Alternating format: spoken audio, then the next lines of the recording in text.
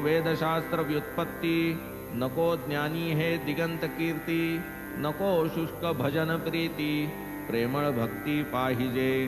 स्वये आपणा सौदागर समजा, सौद्याच्या या भावार्था उमजा.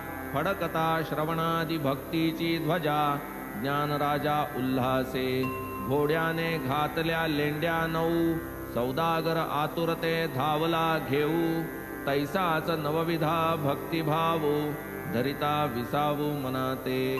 तेणेच मनास येईल स्थैर्य, सर्वाठाई सद्भाव गांभीर्य.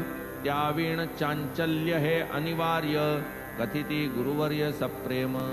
दुसरे दिवशी अनंतराय, वंदू जाता साईंचे पाय. पदरी बांधिल्यास लेंड्या काय, पृच्छाही होय तयास. अनंतराव तेव्हा प्रार्थिती, कृपा असावी दीनावरती. सहज मग त्या बांधिल्या जाती, काय ती महती तयांची. तव बाबा आशीर्वाद देती, कल्याण होईल आश्वासिती. अनंतराव आनंदले चित्ती, सुख संवित्ती लाधले. आता आणिक अल्पकथा, श्रोता परिसिजे सादर चित्ता. कळेल बाबांची अंतर्ज्ञानिता, सन्मार्ग प्रवर्तकता तैसीच. एकदा एक वकील आले, येता क्षणीच मशिदी गेले. साईनाथांचे दर्शन घेतले, पाय वंदिले तयांचे. सवेच मग देऊन दक्षिणा, बैसले बाजूस वकील तत्क्षण. तेथे चालल्या साई संभाषण, आदर श्रवण उपजला.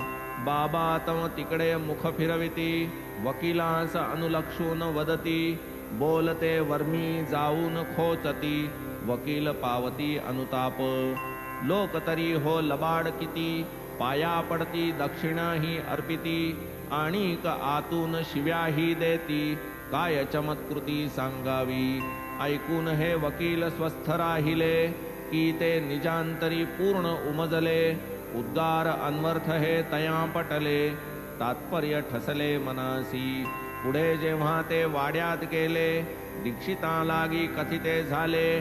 की जे बाबा लावूनी बोलले, सार्थची वहिले ते सर्व.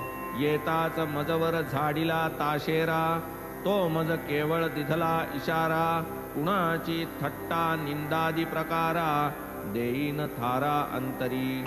शरीर प्रकृती होऊनी अस्वस्थ, मुन्सफ आमुचे जाहले त्रस्त.